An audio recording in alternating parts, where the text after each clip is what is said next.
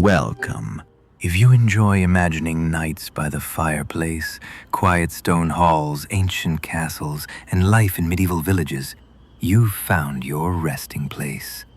Subscribe for more peaceful stories from a quieter, older world.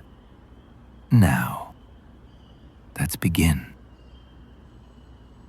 The last light of day had long since faded beyond the western hills. What had once been a golden sky, streaked with orange and pale lavender, had softened into deep blue velvet, stitched with early stars. Now the world beyond the castle walls was shadow and hush. Trees stood still, and the village below lay quiet, wrapped in that sleepy stillness that came only after the day's final chores had ended. Inside the castle, the air was cooler, not cold, but old, the kind of coolness that settles into thick stone after the sun has gone, winding through corridors and echoing gently in stairwells. The torches had been lit one by the steward's boy, each flame catching with a quiet pop, a soft fluttering of light that spread down every hallway and stairwell like golden breadcrumbs. The kitchens had gone quiet. The last pot had been scrubbed and set to dry. The bread ovens emptied of ash, their fires gently banked for morning.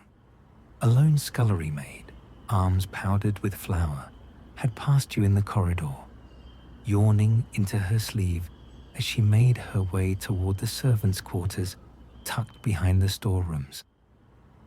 You waited until the final bell rang, the low, mellow toll of iron that echoed through the great hall and up into the towers. That was your signal, the beginning of your shift. You took your time, just as you always did. There was no need to rush. The castle didn't ask for speed. It asked for steadiness, dependability, the slow rhythm of someone who knew the halls better than anyone awake. You moved through the outer guard room with practiced hands, donning your cloak and boots, lifting your lantern from its hook by the hearth. It swayed gently as you held it aloft, its warm yellow light catching on the stone floor, illuminating the long sweep of the hallway ahead. You began your rounds. The corridor curved gently to the right, leading toward the chapel and the stairwell that wound up to the south battlement. Each step echoed softly, your boots worn quiet over years of walking the same path. You moved slowly, letting the castle's nighttime hush settle over you. A draught stirred from a narrow arrow, slit near the end of the passage, carrying with it the scent of night air and damp moss from the outer wall. You paused beside it for a moment, looking out. Below, the village slumbered in stillness.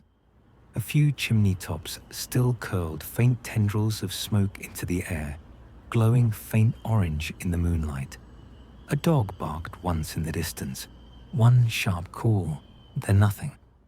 Somewhere beyond the trees, an owl responded, low and musical. You knew the sounds. You knew them like others knew the hours of a clock. A small flicker of candlelight glowed in one cottage window.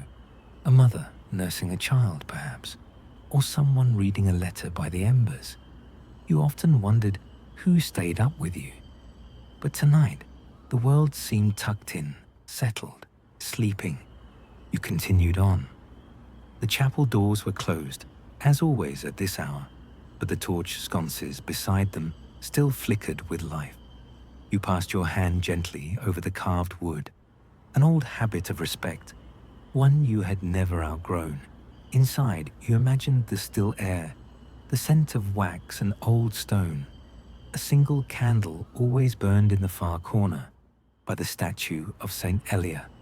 It was said never to go out, not in storm or siege. You had never seen it extinguished. Your lantern cast golden ovals on the floor as you made your way down another corridor. The air was cooler here, where the stone walls grew thicker. You passed old tapestries hanging still in their alcoves, scenes of battle, of harvest, of kings long dead whose names had worn thin with the centuries. One tapestry had always been your favorite, a simple one, barely colored. It showed a woman placing a crown on a sleeping child's brow. No one could tell you the story behind it. The seamstress who had woven it had left no name. But every night you paused before it, just for a moment, and bowed your head. The torch beside it fluttered, responding to the motion of your cloak. You turned left down the long corridor that led to the old gatehouse. The great wooden doors had been sealed for the night. Crossbar laid in place, hinges tightened. But still you checked them, just as you always did. Your hand moved to the iron latch, firm cold, undisturbed. You placed your ear to the wood just to listen. Beyond, there was only silence.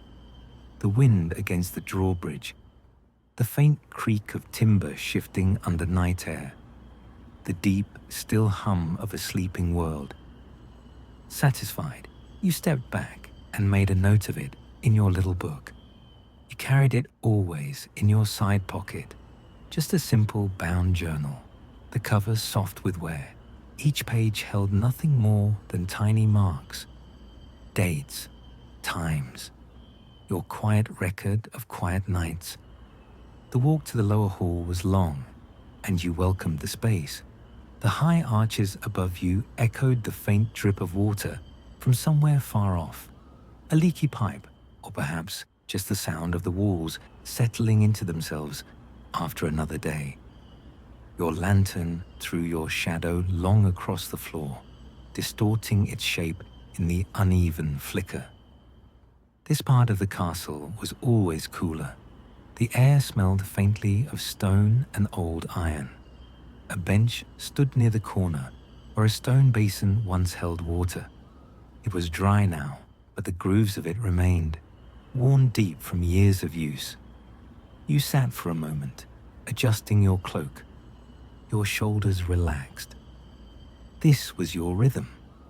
This was your night.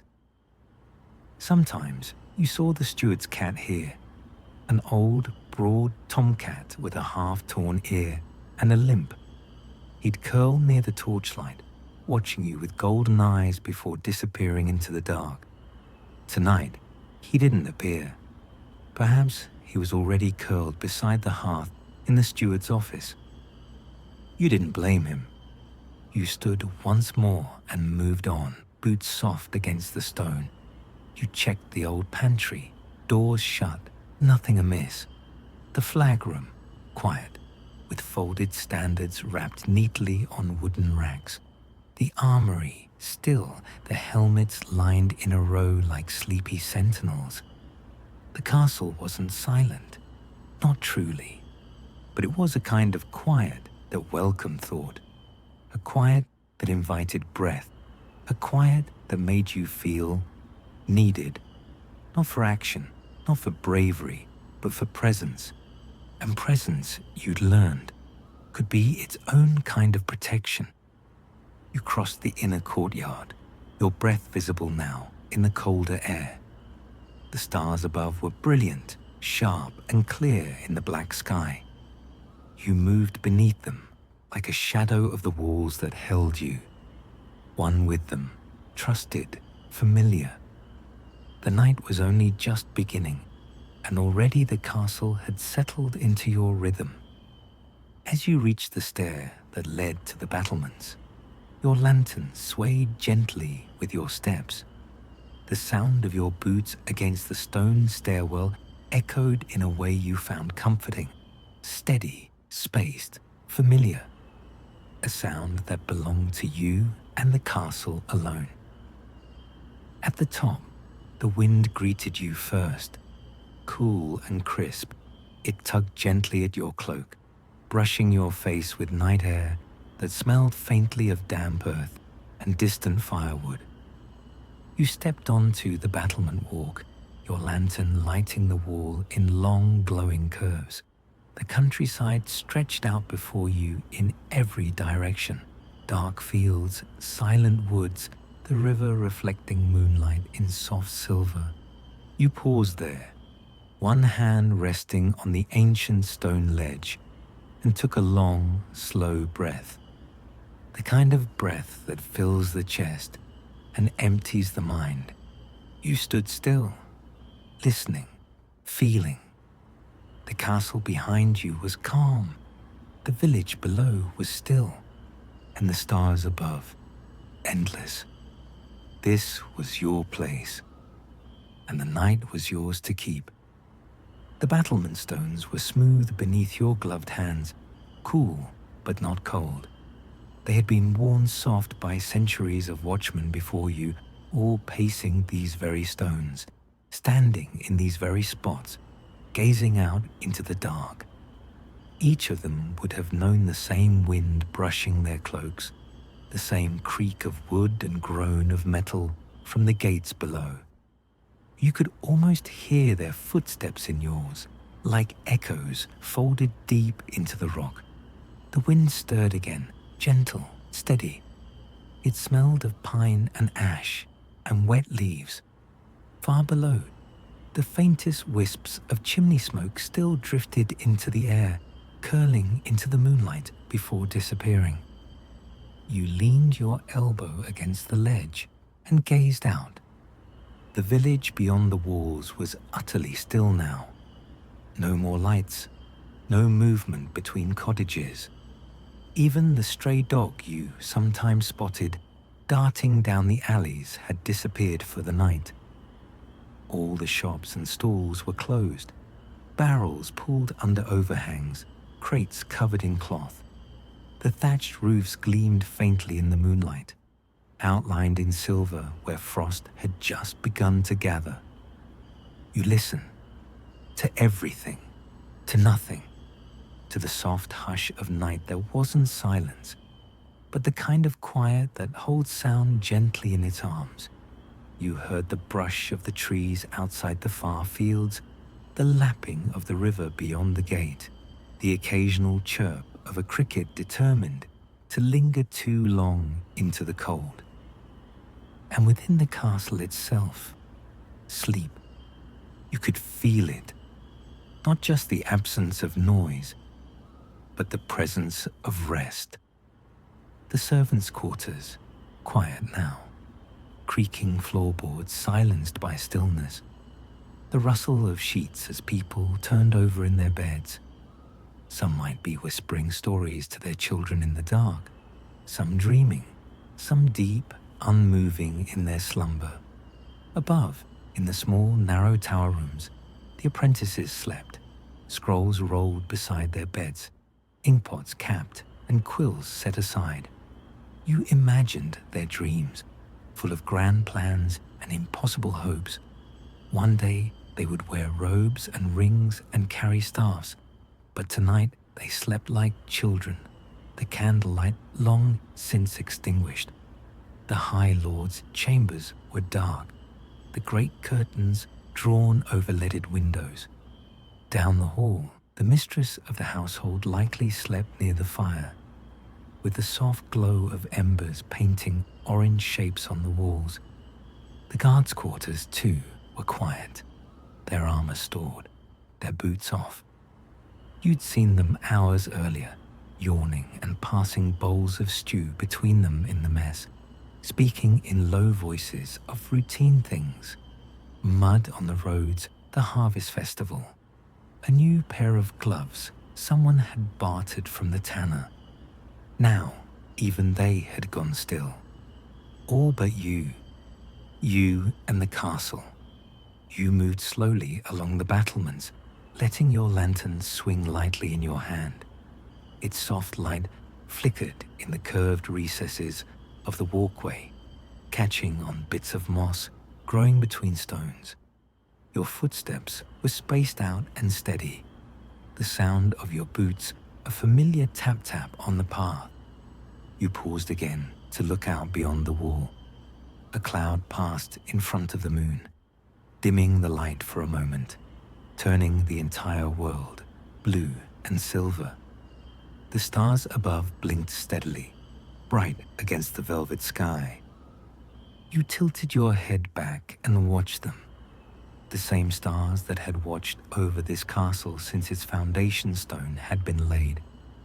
The same stars that had shone down over battles and feasts, snowfalls and weddings, years of noise and joy and fear and laughter. And now they shone down over you, quiet as old songs. You closed your eyes for a moment, just breathing, letting the wind wrap gently around your cloak, letting the night touch your face and whisper through your hair.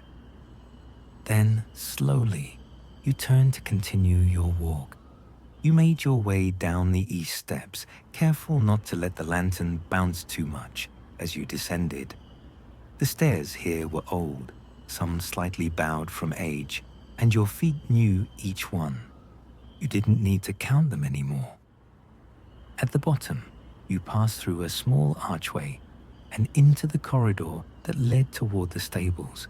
This hall always smelled faintly of hay and wool, of saddle leather and sweet oats. You welcomed the scent, familiar and steady. The stables were quiet, but not silent. Horses don't sleep the way people do. They breathe deeply. They shift their weight. They flick their ears at the softest sound. You stepped softly, lowering your lantern as you approached the stable door. It creaked slightly when you opened it, just a little, and the horses stirred, but only faintly. One lifted its head from the straw, blinked at you slowly, then resumed its dozing.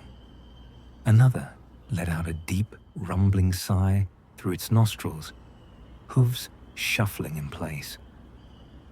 You walked the aisle between the stalls, patting a neck here, brushing straw from a mane there. They knew you, trusted you.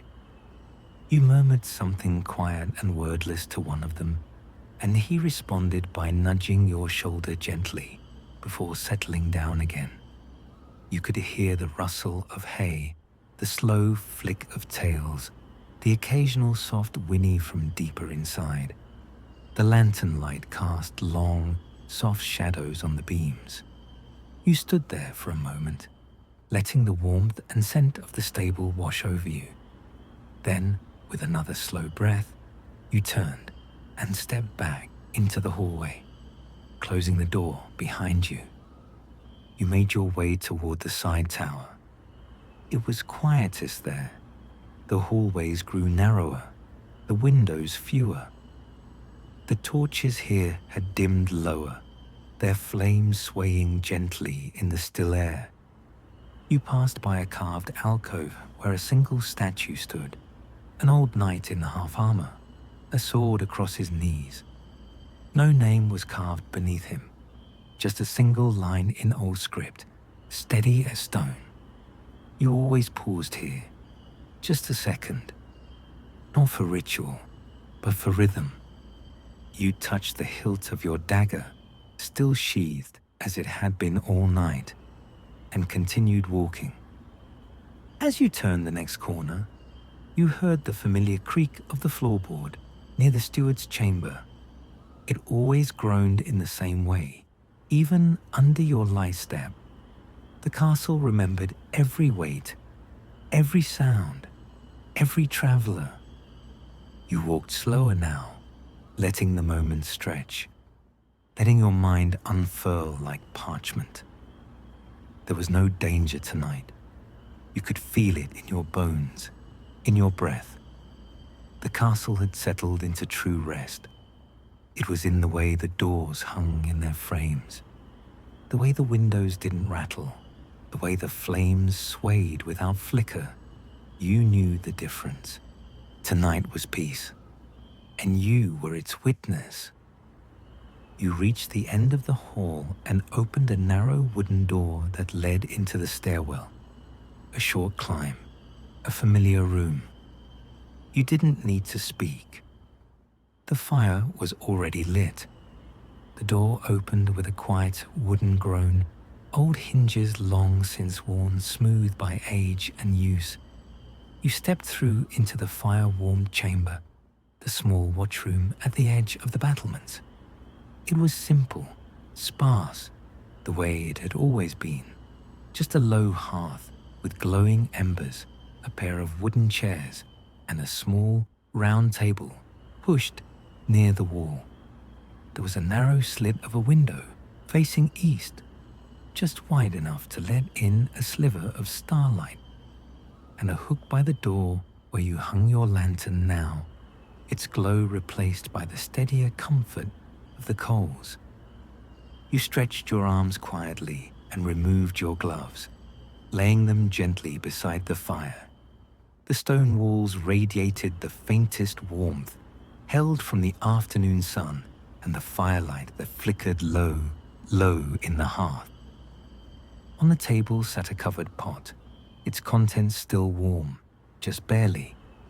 You opened the lid to reveal a small amount of mulled cider, still fragrant with spices. You poured a measure into a clay cup and cradled it in your hands as you sat down slowly, letting your weight ease into the creaking wood of the chair. The heat of the drink spread into your fingers and then up your arms. You took a slow sip, sweet with notes of clove and orange and something almost floral. You'd never asked what the cook added to the cider, but you suspected it was something only she knew. A secret meant for the nighttime, meant for watchers. You sat in silence, feeling the weight of your shift in the soft ache of your shoulders and the slow calming of your heartbeat. There was a cat in the room. You'd nearly forgotten. He lay curled on a small cushion near the fire, his body coiled tight, his paws tucked neatly beneath him. His fur was a patchy blend of soot grey and creamy white, and one of his ears had a little notch, like a quill tip. He opened one golden eye, looked at you without interest, and returned to sleep. You smiled. He was always here. No one had named him, at least not that you knew. He was simply the cat in the watchroom, as steady and quiet as the old stones. Some said he'd belonged to a guard long gone. Others whispered that he'd been here longer than anyone, that perhaps the castle had created him somehow, woven him from dust and wood smoke. You didn't mind the mystery. He was good company even when silent. You leaned back in your chair and listened. The wind at this level moved differently, less like a breeze, more like a breath drawn slow across the top of the walls. It made a low, constant sound, more felt than heard. A soft hush that stretched across the night, wrapping the castle like a shawl. You could hear the fire shifting too, one coal falling against another. The hiss of wood too old to flame, but too proud to fade. The cat's breathing was a slow rhythm, almost in time with yours. You sat like that for some time, drinking slowly, thinking very little, just breathing, letting the warmth reach deeper, letting the stillness settle fully into your limbs, like dust into the corners of a forgotten room. Eventually, you stood, not because you wanted to move, but because it was time. The walk was not finished yet, and the night still belonged to you.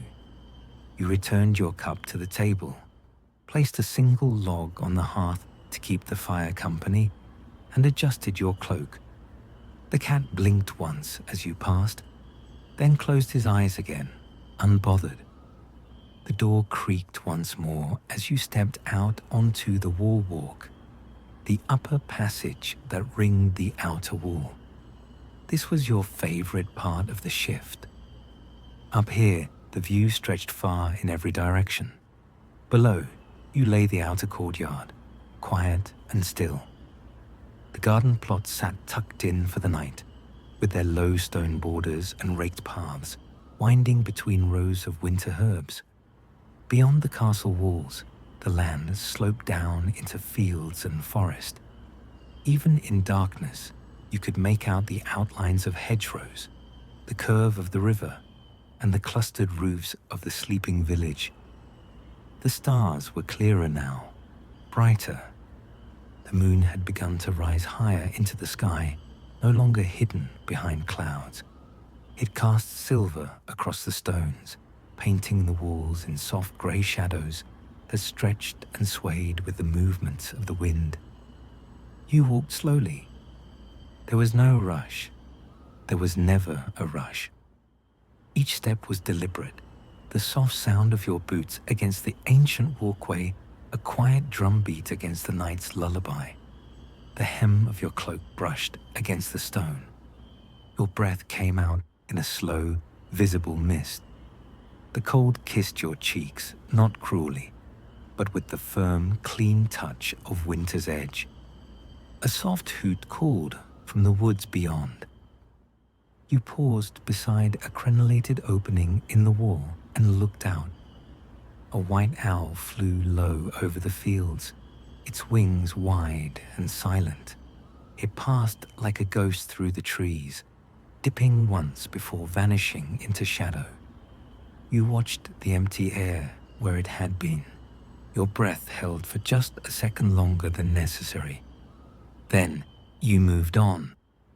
There were 6 watch points along this stretch of the wall, little alcoves with benches built into the stone, narrow slits for seeing far, and hooks for lanterns long since rusted. You stopped at the 3rd one, just as you always did.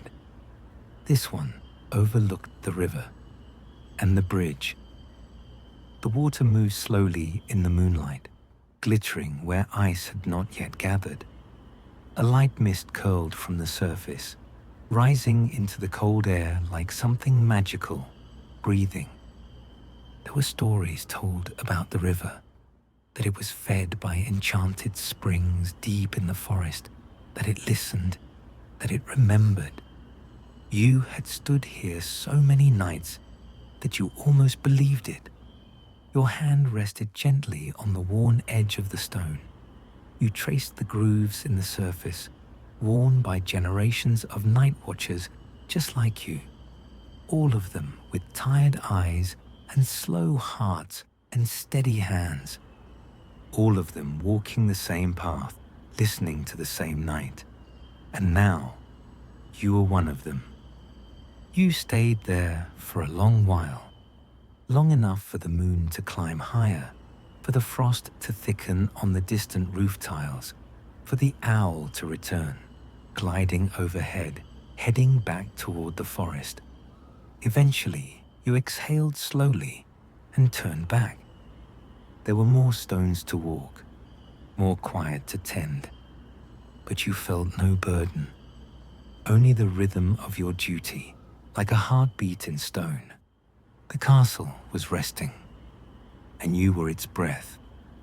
The steps down from the wall walk were narrow, worn soft by centuries of boots and cloaks and sleepless hours.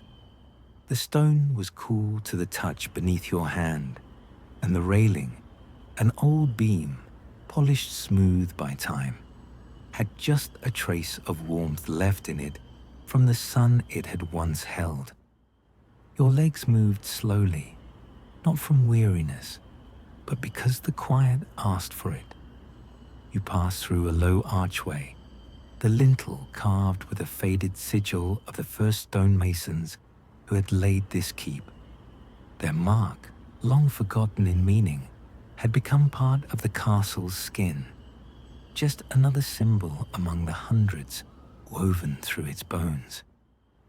The interior passage was dim, lit only by a pair of torches that burned low in their brackets.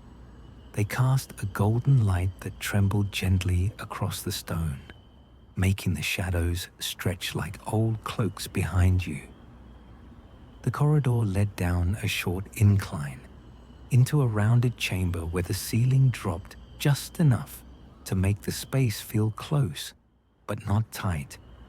It was one of the smallest rooms in the castle, one often overlooked and left off the patrol maps altogether.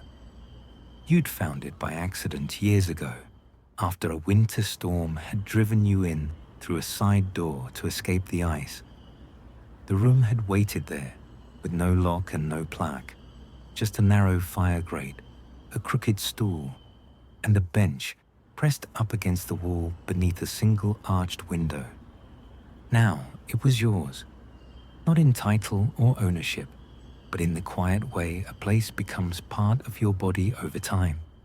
It was where you paused, always at this hour, for warmth, for breath, for something like stillness. The fire had been lit earlier in the evening, and though it had burned low by now, the stones around it still held heat. You knelt and placed a fresh log gently onto the grate, nudging it into the coals until they caught with a soft crackle and flickered into life. The scent of wood smoke slowly lifted into the air, clean and ancient, and the warmth followed close behind, stretching across the small room in waves. You placed your gloves on the bench and set your lantern on the windowsill. The glass was fogged slightly from the temperature shift, and beyond it, you could just make out the courtyard stones, now dusted in frost. The moon cast long shadows through the narrow window, illuminating the tips of the wooden beams and the carved edge of the door frame. You sat down on the bench slowly. The cushion was thin, but familiar. The kind of comfort that didn't come from softness, but from time. You leaned your head back against the wall and closed your eyes for a moment, just to listen. Silence. The castle was breathing. You could feel it in the walls. Not literally, of course, but in the way the fire hummed low, the wind found its way gently through cracks. The stone shifted like an old man stretching in his sleep. No voices, no bells, no horns, not tonight. Only the small sounds, your favorite ones. You reached into your coat pocket and drew out your journal. Not the logbook, but the small, leather-covered notebook you kept for yourself. No one had ever asked to see it, and you doubted anyone even knew it existed. You flipped it open to a blank page and drew your pencil slowly across it. Nothing urgent, no great poem or revelation, just a few words. Midnight, frost on the steps. The owl flew twice tonight. The fire still speaks. You didn't know why you wrote what you did, only that it helped keep the world steady. You closed the book and tucked it away again. Beside the hearth, a kettle rested, emptied now, but still warm to the touch. Someone must have placed it there for you earlier, as they sometimes did. The castle's kindness often came in small, quiet acts like that. Not grand gestures, but gestures nonetheless. You stood again, letting your fingers run along the edge of the mantel. Above it hung a small iron key on a chain. You had never known what it opened. It had simply always been there. You'd stopped wondering after a while. Sometimes things in this castle didn't need to be explained to be real. They just needed to be there. You paced the room slowly, the firelight flickering across the uneven stone.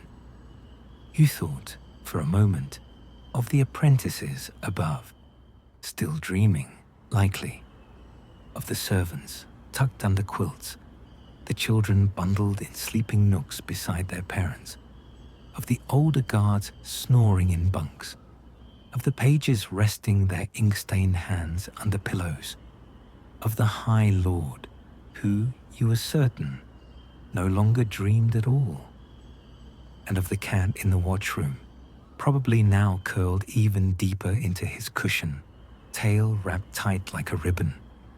And you, down here, the watcher, the listener, the quiet, you let your eyes drift closed again, not in sleep, not yet, but in the kind of peace that doesn't need eyes, the kind that sinks into your chest like music with no notes. Outside, the wind shifted. A tree branch scratched softly against the outer stones, no louder than a sigh. You listened to the rhythm of the fire, the heartbeat of coals shifting, cracking gently beneath the weight of flame. You could have stayed there forever, but not quite yet. You reached for your gloves again, slow and deliberate, one finger at a time. You stood and reached for your lantern, still casting a weak light from the sill. The final stretch of the watch lay ahead. You stepped back into the hallway, and as the door clicked shut behind you, you felt it. The castle turned in its sleep. The corridor ahead welcomed you like an old friend. It held your footsteps lightly, without echo or surprise, as if it too knew the shift was nearly complete. The stones had cooled now, and the air held that faint, crisp hush that only appeared just before dawn, the breath the night holds before it lets go. Your lantern glowed steady in your hand, no longer a beacon, just a companion. You passed under a rounded archway carved with trailing vines and stars. Above it, a small window opened to the night sky, and through it, you saw the stars beginning to fade, just a little. The faintest tint of grey-blue had begun to bloom at the edge of the eastern horizon. Not enough to name it morning, not yet, but it was coming. You made your way through the long hallway that circled the central tower. This passage was your last sweep. You took it slow, letting each step settle, letting the night walk itself through you. To your right, an open alcove held a pair of worn stone benches, a forgotten shield resting beneath one. The shield had long since been retired, its sigil faded, its surface dented from some long-past battle. But it still stood, a quiet reminder that not all service ended with fanfare. Some just became part of the wall, like you. You passed it, giving it the smallest of nods. The torchlight flickered gently.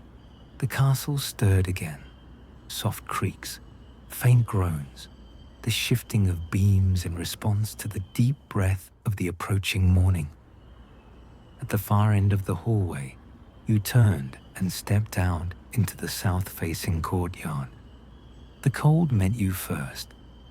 It had deepened since the start of your shift, settling into the grass and the stone path like a second skin. Frost glittered across the flagstones, catching your lantern's light and scattering it into little stars beneath your boots. You walked slowly. This part was never rushed. The sky above had changed. The stars had softened, their sharp edges dulled by the coming light. The moon hung lower now, its silver face turning west, satisfied with its watch. A pale band of morning stretched across the sky's lowest edge, the color of candle wax and cloud milk. You followed the path through the courtyard's heart, past a row of bare-limbed trees, their branches like ink lines drawn across the sky. The castle windows remained dark, but you imagined people stirring gently in their beds, a child shifting under wool blankets, a servant rolling over to check the hour, a baker, perhaps, already reaching for a cloak and shoes. And here you were, moving with purpose, but no urgency, your task nearly done. You approached the small gatehouse chamber where the changing of the watch always began and ended. A low wooden bench rested beside the outer door. A single lantern hung on a hook, swaying slightly in the wind. Inside the guard room, the fire had been kindled anew, and the scent of pine resin rose into the air. One of the younger guards sat at the edge of a small table, rubbing his eyes. His cloak was half folded beside him, and a half-eaten oat biscuit rested on a wooden plate. He looked up and nodded at you, with the familiar, sleep-heavy gaze of someone still returning to the world. "Anything tonight?" he asked, voice low. You shook your head gently. "All quiet," you replied. He exhaled through his nose. Relief, gratitude, routine. Then he stood, pulled on his cloak, and reached for his own lantern, its light still dim and flickering. You passed each other in the doorway. A quiet nod, a changing of the rhythm. No fanfare, just the way things had always been. You stepped back into the guard room, placing your lantern onto its hook for the final time. The clasp closed with a soft click, and the familiar clink of iron on stone. Your hands moved without thought now, unfastening your cloak, brushing down your sleeves, loosening the tightness from your shoulders. The fire crackled behind you. You stretched slowly, your back arching slightly, your breath coming longer now, fuller. This was the end of your night. You crossed the room and opened the door to the stairwell that led to the watchman's loft, a small space above the main keep, tucked under the eaves, far from the bustle of the waking day. The steps curved up gently, and you took them one at a time, the wood groaning beneath your feet in familiar tones. At the top was the little chamber, your chamber. The door opened without resistance, and the room inside greeted you like an old friend. The cot was modest but warm, the mattress slightly sunken, the wool blanket folded neatly at the end. A pitcher of water stood on the table. The window slit above the bed let in the first traces of grey morning, just enough to paint the walls in gentle light. You sat on the edge of the bed, pulling off your boots one at a time. Your feet sighed in their freedom. You set them aside and reached for the wool blanket, drawing it slowly up around your shoulders. And then you lay down. Silence. The cot held you with the ease of something long familiar. The mattress shifted beneath you, accepting your weight like a story accepts a final word. Outside, the wind still moved through the upper towers, but now it carried the breath of morning, the first bird call, the distant rattle of a stable door, the low crack of someone splitting kindling far below. But those things were not yours to tend. Not now. Your breath slowed. Your eyes fluttered once, twice. Your mind began to drift. Soft thoughts without edges, like the final pages of a book you've read too many times to count. You imagined the castle's walls wrapped around you, not with weight, but with stillness, with memory, with the quiet honor of having kept watch, as hundreds had done before you. You imagined the fire still burning low in the small chamber near the battlements. You imagined the cat still curled on his cushion, the horses shifting in their stalls, the pages still dreaming in their beds, and above them all, the sky turning toward day. But before it arrived, there was this moment, yours. You exhaled, long, even, still. The castle would wake soon. The bells would ring, the gates would open, the voices would rise again.